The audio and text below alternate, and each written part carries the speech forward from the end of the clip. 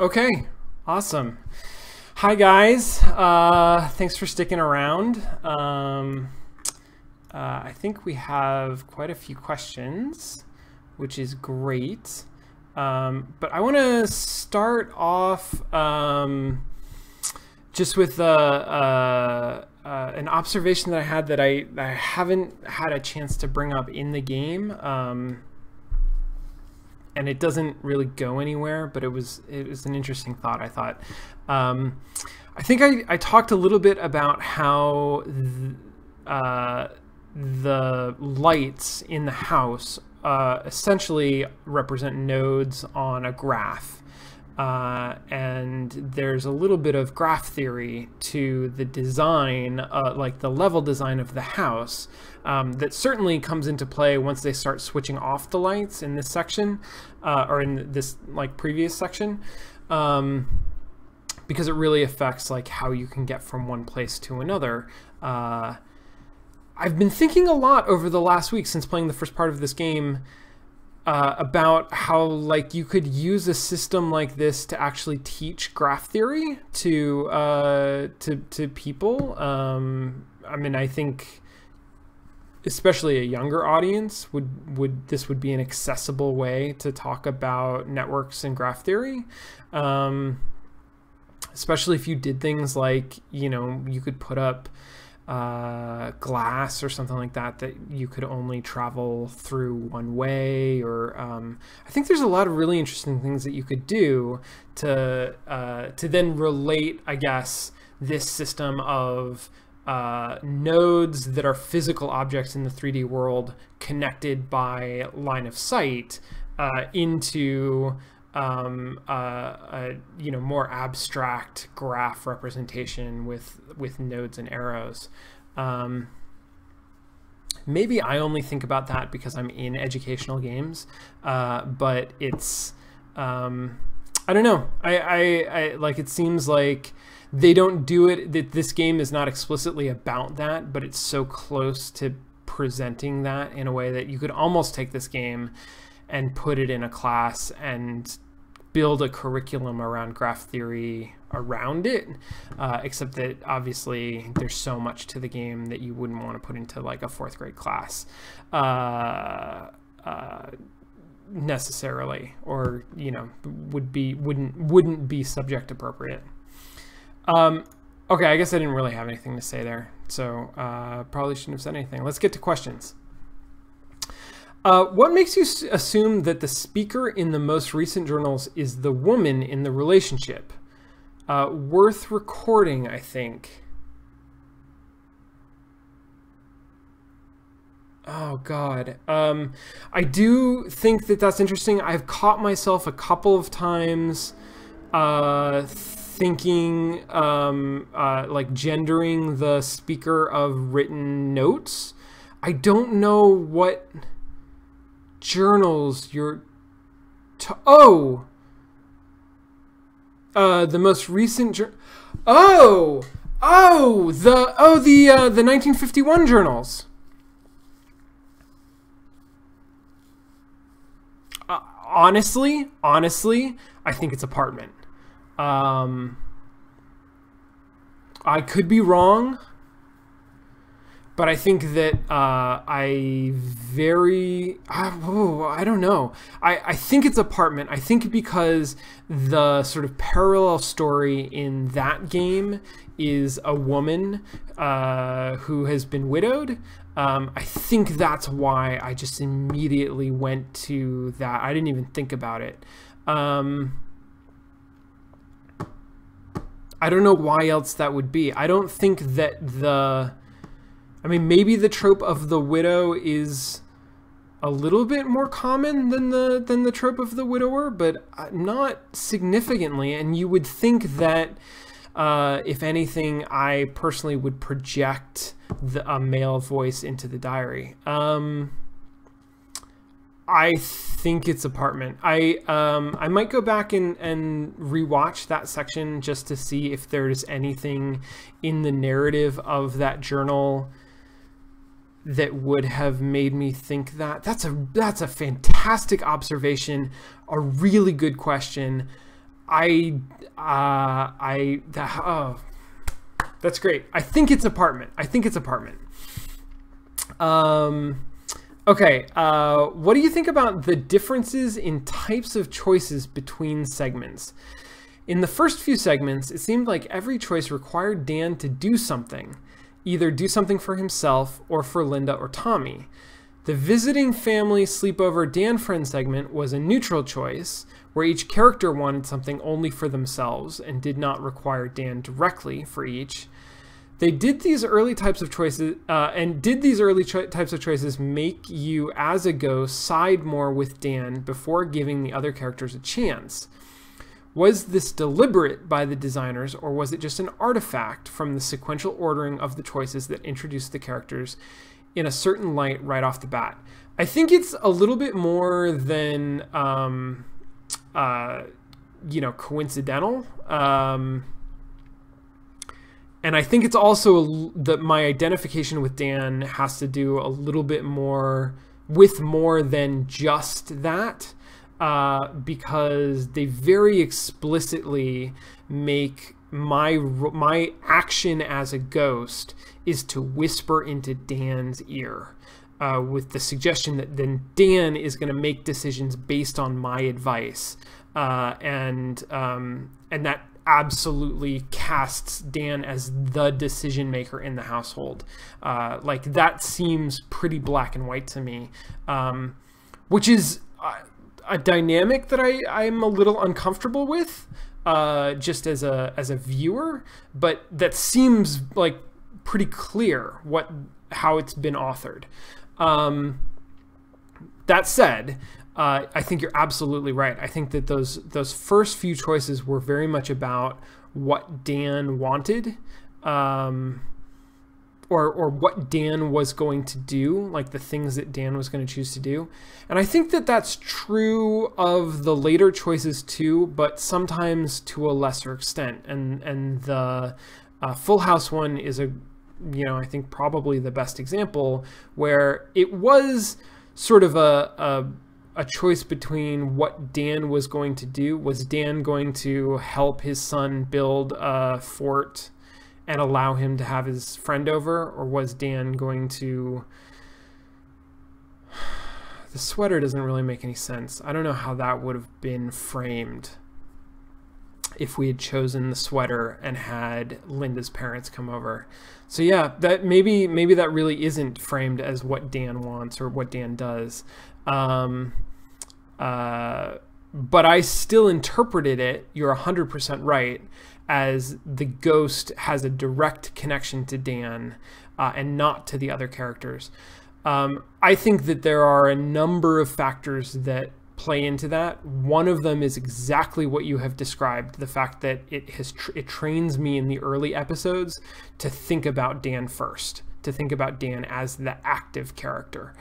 I think that the fact that it explicitly casts Dan as the decision maker, as the person that I'm like giving advice to, is another factor that goes into that. And then third is the way that the relationships are organized. They all revolve around Dan. It's Dan wants to work on his novel, but at the same time, Dan and his son don't have, like, Tommy wants to have a better relationship with his dad. And at the same time, his marriage is kind of falling apart, and Linda wants to get back on track in their relationship. The fact that Tommy and Linda have no relationship, which constantly bothers me, I find that so super weird narratively. I think that is absolutely a deliberate choice to make Dan the focus of the game and the focus of your attention as a player. If this were truly just a game about a family, then there would absolutely be a relationship between Tommy and Linda, and they would have to make decisions that would affect each other and the things that they do together and the relationship that they have. This is not a game about the Kaplans. This is a game about the Novelist. This is a game about Dan. I think like very, very deliberately. I don't know that it necessarily should be. I think maybe a game about the Kaplans would honestly be more interesting, because it is. I feel like the story of Dan gets a little. It's not that deep a story, right? And part of that is because it's splitting focus on these other things that are going around. I think if it was not quite so focused on Dan and it gave itself over entirely to being about the difficult dynamics in the relationship between the three members of this family, in a lot of ways that would be more interesting, and I would feel, I would feel more for Tommy if that were the case. Tommy could become more of a real character. There's just, the game fails to focus on him enough, I think, to make him real. It's so focused on Dan that, you know, these other characters feel very secondary, and I think that's part of the problem that I have with Tommy.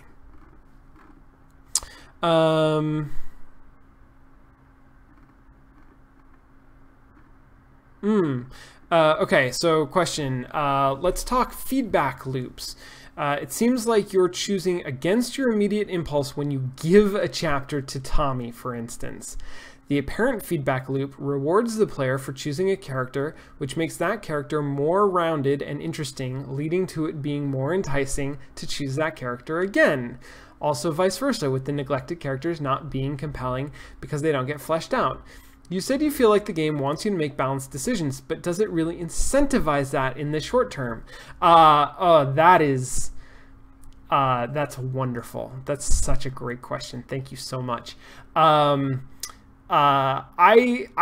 agree with you. I think that there's absolutely a feedback loop there, and I think that the game doesn't do a great job of rewarding you for making balanced decisions in the short term, but I think it does in the long term. And I think that's the point. I think I'm bringing a lot to this analysis, and I'll be really curious to sort of revisit it once we're done with the game. But my feeling, my instinct, partially because this doesn't seem like it's a particularly deep narrative, like the game seems pretty straightforward, pretty surface level, pretty like tropey, pretty predictable, pretty archetype based. The archetype that I expect it to be, you know, embodying is sometimes you have to balance what you want to do immediately with what is long-term good for you. And striking that balance is difficult because you always want what is most rewarding in the short term. But ultimately, you're gonna have to deal with the long term. And if you can make compromises in the short term, then you'll have a better long term. I think that's what I think that's what the sort of point of the game is going to end up being. And so I think these short-term feedback loops are absolutely intentional. I think that it would be really interesting to see what it looks like to play through the game where you focus entirely on Tommy.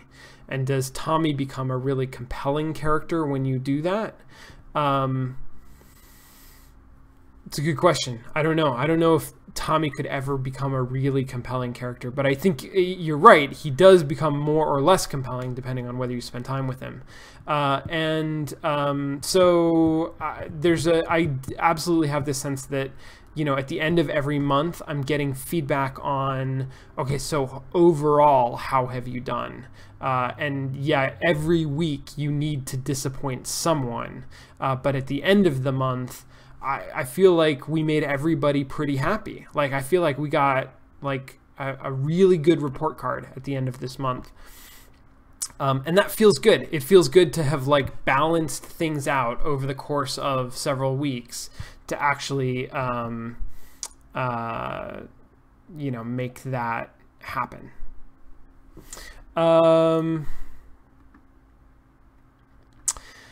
Jet lag. Do you think this game would be better with dragons? If there were dragons, would you name one Jet lag?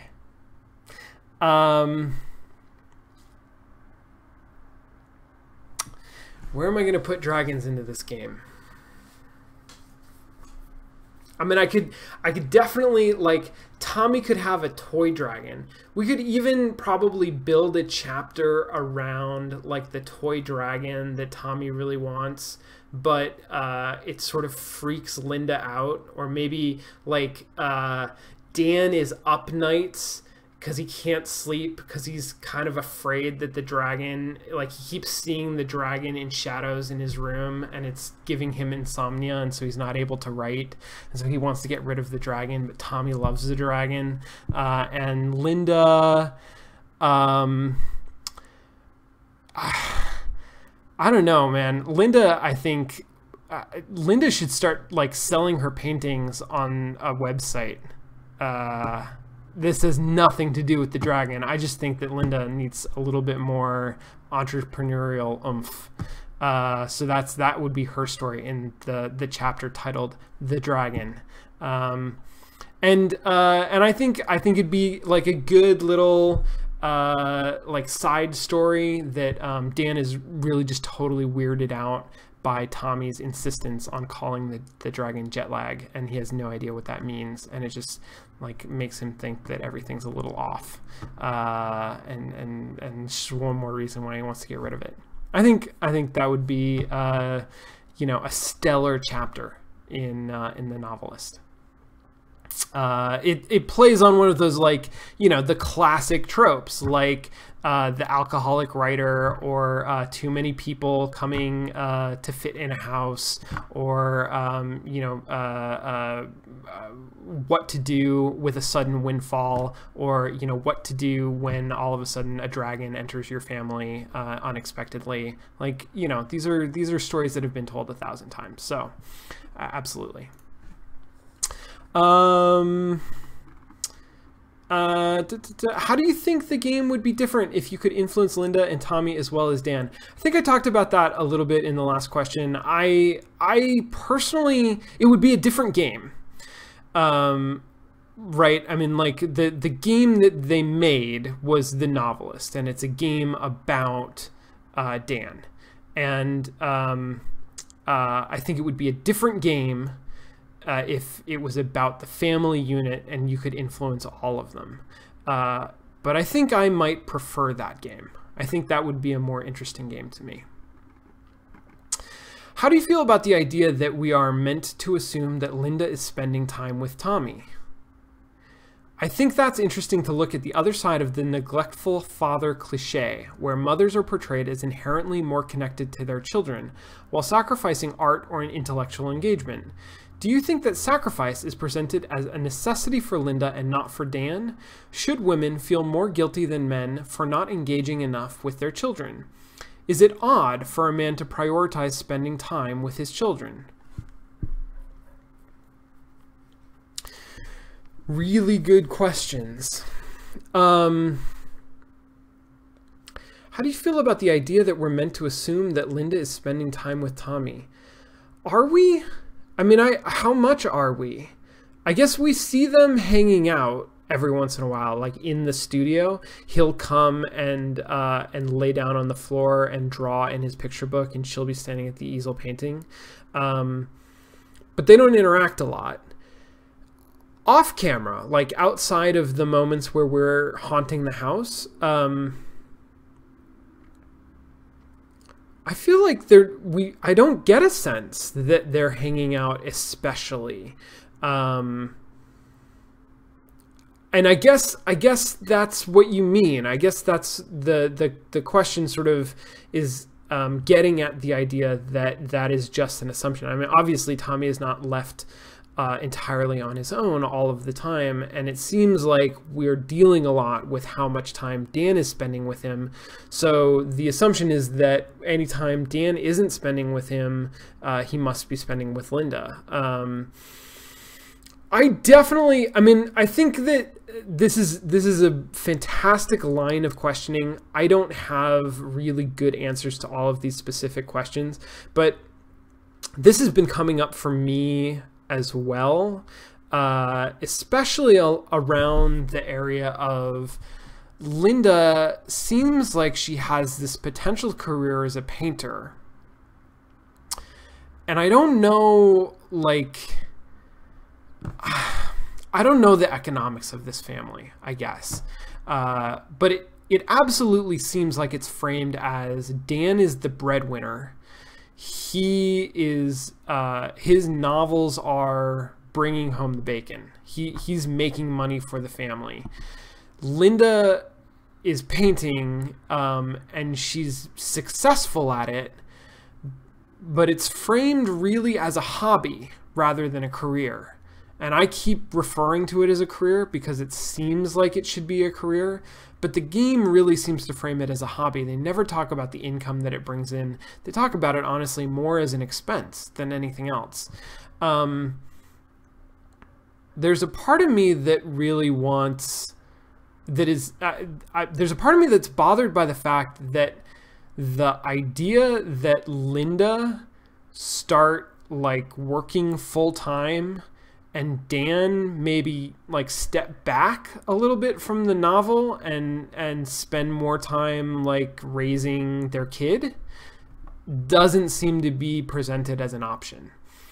And I understand, on one level, I completely understand why that's not an option, because this is a story about Dan struggling with the three things that are demanding his attention in his life. And that the tension of trying to balance his novel and his son and his wife is diminished if he kind of has the option to not work on his novel quite as much. I mean, like, I think that the novel storyline, in order to give it the stakes that it sort of needs to compete with the what's at stake in the other storylines, it has to be not only like creatively important but also financially important. And maybe I'm wrong about that. Maybe I'm reading too much into that, because they don't talk about it a lot in terms of the economics of it. They talk about it a lot in terms of him as an artist wanting to create this novel. And certainly he's got a publisher who's breathing down his throat, which suggests that they've gotten an advance for the book. They're living off of the advance on the book. He's got to like write this book so that the family can keep going. But that's not brought up as much as it is how this is artistically fulfilling to him.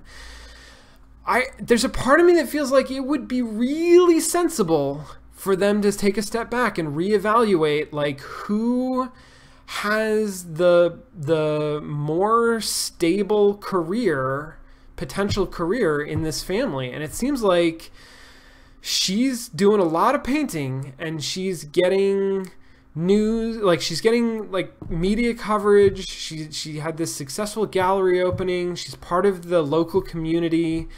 Can she sell paintings? Like, is that an option? Because maybe that's really what should be going on here. So yeah, I guess this is just echoing the questions that you're asking, and I think that my state of mind is very resonant with yours.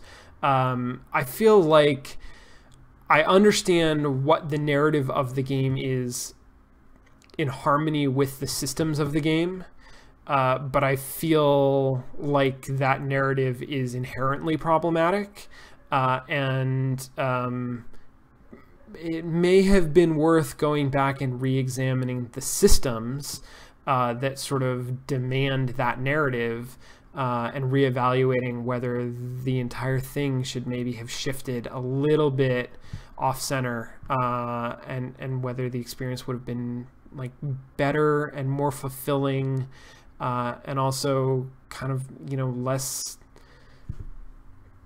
sociopolitically problematic if it had done that.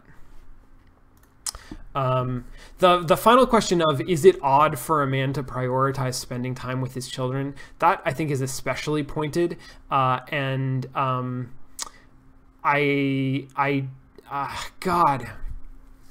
I mean, I grew up in a household where I feel like both of my parents were heavily invested in their children. And so it seems natural to me that a father would spend time with his kids and be interested in them and their lives and make time for them. Like, that doesn't seem unusual to me based on my personal experience, but it is absolutely, culturally, there is a gender difference in our expectations. And a neglectant father is more culturally understood and even potentially more socially acceptable than a neglectant mother. Negligent? Are those different words? I don't know. And I think that the fact that this game doesn't question that, it just sort of follows that blindly, I absolutely think that that's problematic. Which doesn't mean that it's not like a good game, but I think it's important for us to think about these things critically and what is the message that the narrative of this game sends. That's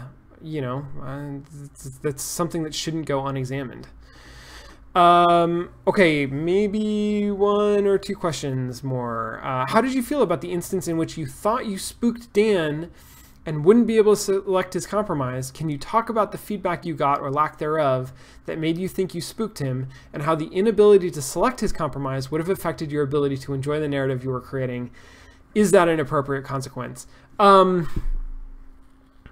Oh God, I totally forgot. At the end of last week, I said that I was going to experiment with spooking somebody that I knew, like making my decision of who I was going to choose and who I was going to compromise with, and then that third person just spooking them because it didn't matter. And I totally forgot about it. So if anybody thinks about it, 3 weeks from now, when I come back to this game, before I play, remind me to try that out, because I'll be really curious to see what the actual feedback is for that. My guess is that it's a levels of proximity sort of a thing, that you can get close to triggering the spook behavior, and the game will give you a warning that you're getting close, that you're approaching the edge.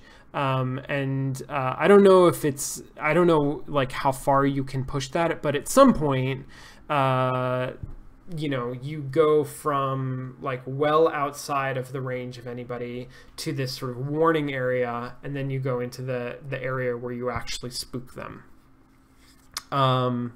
behaviorally, mechanically. And so I think that I have twice gone into the warning area, once with Dan and once with Tommy. The second time that I did it with Tommy, I don't think I even mentioned it, because I recognized it as, that sounds like it's a warning, not an actual spook. I don't know what the spook would sound like, but my guess, based on the sort of level of articulation that the game presents me with in like tutorials, and in the way that it's got this kind of like previously on thing, and the fact that it seems to have a warning before it actually spooks, I'm guessing that it is pretty clear when somebody gets spooked. I'm guessing that they say something explicit, like unmistakable. That wasn't obvious to me before. Like, I thought that I had spooked him because he reacted to me.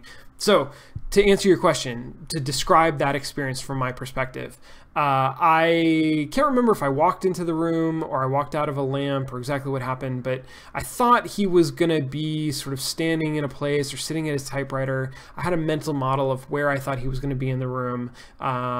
Didn't expect him to be laying down on the couch looking exactly at the door that I entered.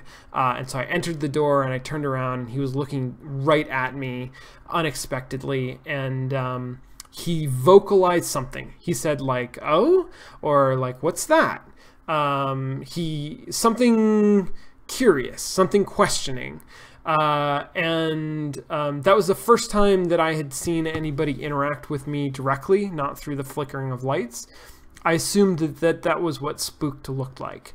Because that was the first time I'd seen anybody, respond to my presence. Now, he didn't seem especially spooked, right? My guess now, having played through that, is that when he's actually spooked, he will act spooked. It will be obvious that he is in a spooked state, rather than curious is really what he seemed like. That's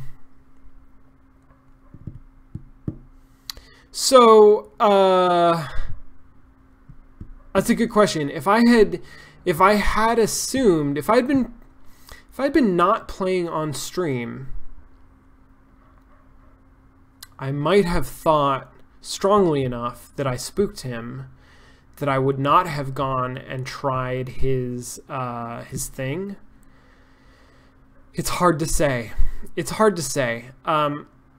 There's a good chance that I would have done exactly what I did, and come to the same conclusion that I have now come to. And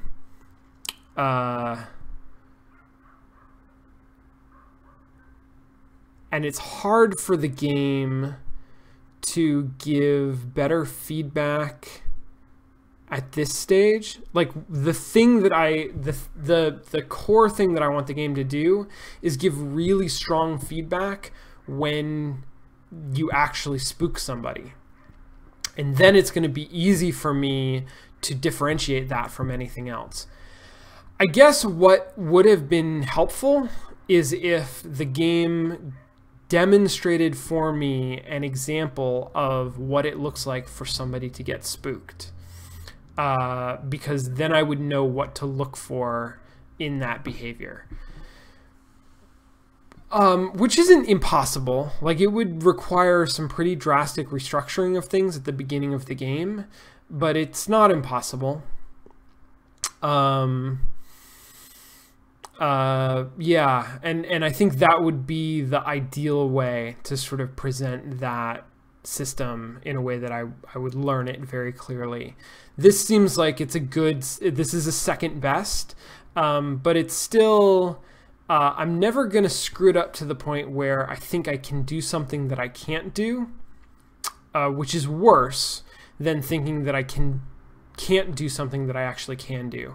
Because if I think that I can't do something that I actually can do, I'm not going to try it and get frustrated. Like, I'm just going to ignore that option. As long as it's not something that I have to do or, am really supposed to do.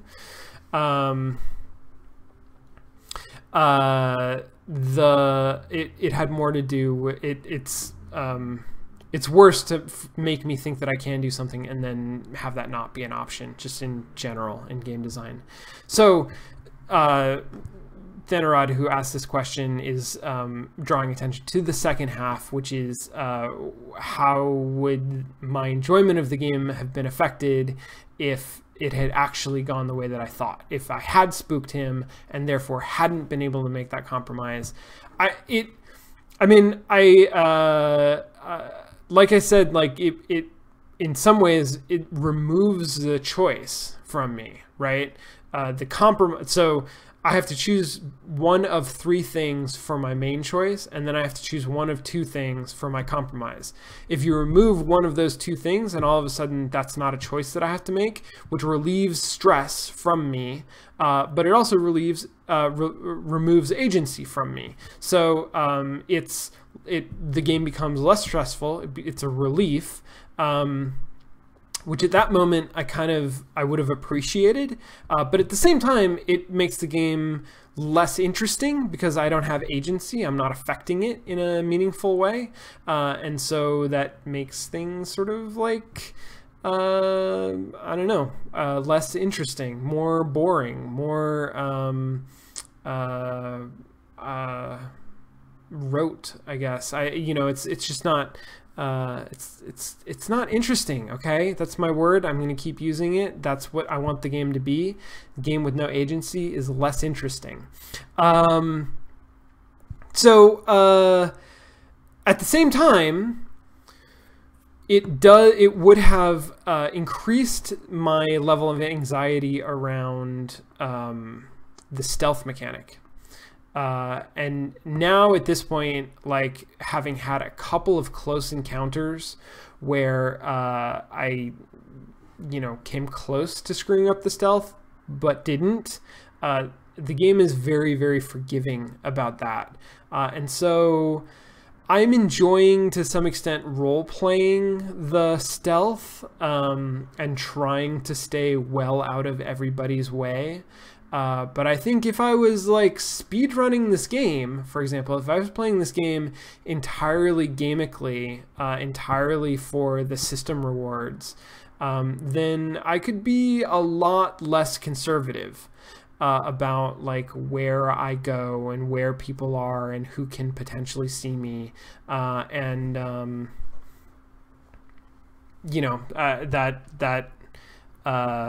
there's less of a anxiety, there's less tension, there's less excitement around that part of the game, which I'm okay with because I don't need this to be a super skill-based game to be interested in it. And I'm more focused on the narrative and the way that I'm interacting with people and uncovering that narrative. I'm happy as a player to sort of get into it a little bit, and I'll dress up for this game. I'll get into costume and play along, even though the systems of the game don't actually require that level of commitment from me in actual fact. That's okay. I'm fine with that. I will overcommit to a game that asks me for this kind of thing, that asks me to role play a little bit. That's great. I'm way into that. So I think for me, it's not a big problem, but you can definitely see where the trade-off is, right? It lessens that entire mechanical part of the game that has to do with sneaking around the house. And I did not mean costume literally. Costumes are for special occasions.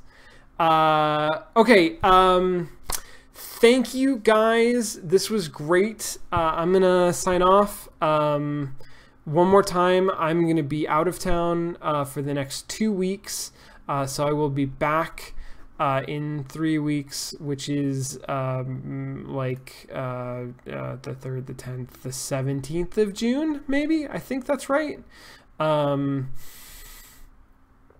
looking forward to that. I'm gonna finish up the Novelist then. Play-by-play community stuff.